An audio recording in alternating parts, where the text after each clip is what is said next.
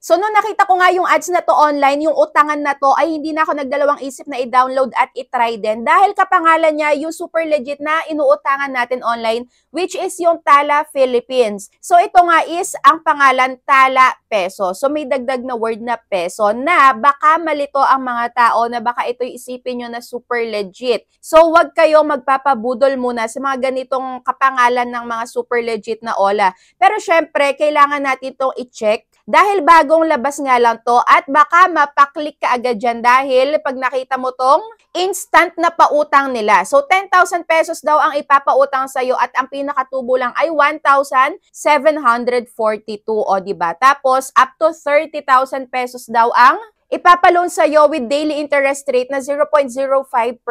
O, diba? Mukhang maganda, kaya wag na wag muna kayong magkiklik. Pero ako syempre, susubukan ko para sa inyo para makita natin kung ano ba yung nandito sa loob ng Tala Peso na to. Kasing ganda ba no Tala Philippines? Ayan, malalaman natin yan. So ayan, umpisahan na nga natin. So kung bago ka pa lang dito sa aking YouTube channel, ay huwag mo kalimutan mag-subscribe and pindutin mo na din yung notification bell para lagi ka maging updated sa mga next uploads ko. So eto na nga po ang pinaka-itsura ng Tala Peso na to. And pwede daw pala ito ma-download sa may Play Store and App Store. Pero wag na wag muna kayo magda-download, okay? So, ipapakita ko muna sa inyo kung ano yung i-expect nyo dito, kung ano yung mga information na i-share nyo sa kanila.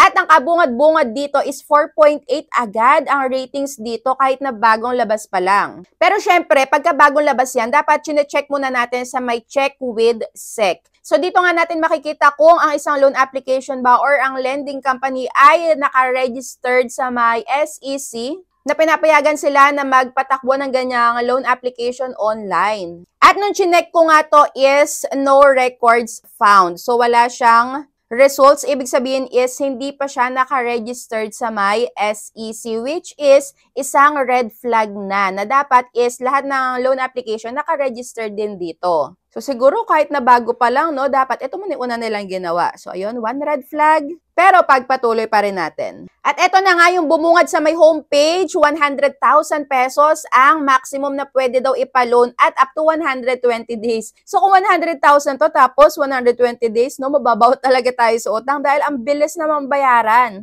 At ito na nga yung mga IDs na kanilang inire-required. So marami naman ditong pamimilian.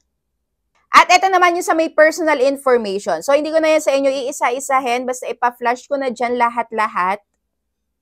At ito naman yung sa may job information. Nakita ko nga pala dito sa may profession, pwede ang student, pwede ang walang trabaho. O, diba? Pwede rin ang self-employed. At ang next na nga ay sa may e-wallet. Saan daw pwedeng ma-disburse ang iyong ilo-loan dito? So, syempre, meron dito ang GCash. Sa may job information naman pala, hindi sila dito mabusisi dahil kahit wala kang ilagay dito na company name, is tatanggapin nila. Ayan, wala nang iba pang hinanap, pero meron ditong 3 contact references kang dapat ibigay sa kanila.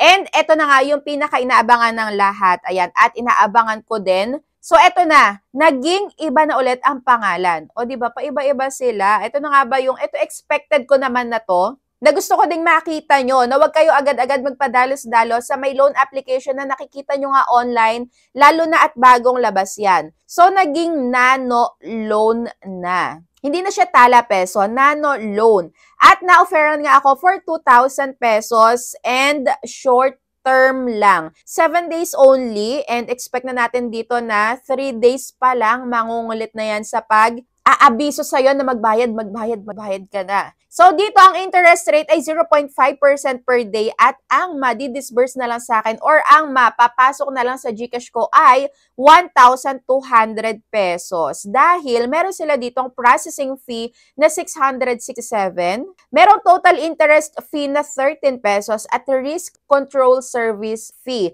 which is 120 pesos. O diba, ang daming makakaltas na nagpapabago-bago lang pala sila ng pangalan. So, pagka ganito yung nakita ko, yung pagka madami ng red flag dito is sinahanap ko na agad yung deactivate or delete account. Buti na lang is meron. So, nagpunta ako dito sa my mine and setup. So, dapat mabusisi din kayo sa may mga ina-applyan nyo. Kung meron ganitong option, so why not pindutin natin, di ba? So, ayan, deactivate account. At ang nakalagay dito, cancellation will result in permanent loss of the account, which is yun yung gusto natin, di ba? Lalo na kung ayaw naman natin sa isang loan application. And recovery is not possible daw. So, ayun, deactivate account na natin. And dito na nga ulit tayo dinala sa may pinaka-sign upan pa din. And tinry ko ulit ilagay yung the same na number ko, which is, ayun, inilagay ko. And nag-okay naman. Ang tanong, andito pa kaya yung ID? And pag nag-apply tayo dyan is mare-redirect na ba tayo agad dun sa may pinaka loan details? Dahil yung mga bagong loan application, pagka na sagutan na natin ng minsan at nag-apply tayo ulit, hindi na tayo nagsasagot ulit ng mga una nating sinagutan. So, ini-skip na nila yon, direkto na agad dun sa may loan details. O, diba? So, eto, okay, apply. At ayan, o diba? So, eto na ulit yung lumabas nano loan na ulit. Pero dito, walang nakalagay na check. Dahil kung nandito pa rin yung information natin is naka-check na tong mga go na to. So, ibig sabihin ay possible talaga na mabura. Siguro umasa tayo kahit na 10%. Ayan. So, nung kinlik ko nga ay eto na ulit. Andito na ulit tayo sa may authentication, which is magsa-selfie ka at magpipicture ka nga ng ID mo. O diba? So, ayun.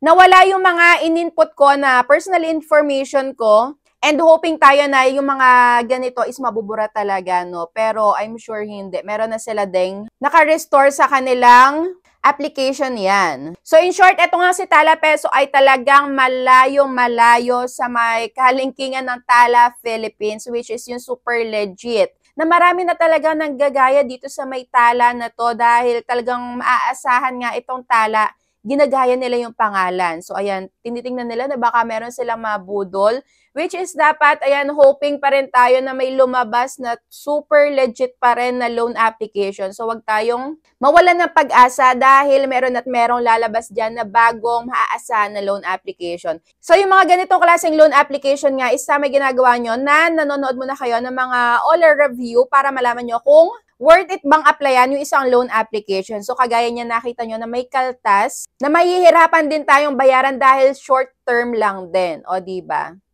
So, kung meron pa kayong bagong loan application na makita dyan, is comment down below at re-reviewin ko yan para sa inyo. So, marami pa tayong re-reviewin dahil marami din ako nakikita ang mga bagong labas at iisa-isahin natin yan. So, para sa akin is hindi ko may re-recommend sa inyo itong loan application na to. So, hoping tayo sana may mga lumabas pa na bagong legit na loan application. So, ayan lang. And pagka meron kayong recommended na loan application is comment down below at gagawa ko yan ng video para sa inyo. So, ayan lang. Thank you for watching and be a responsible borrower. Ayan.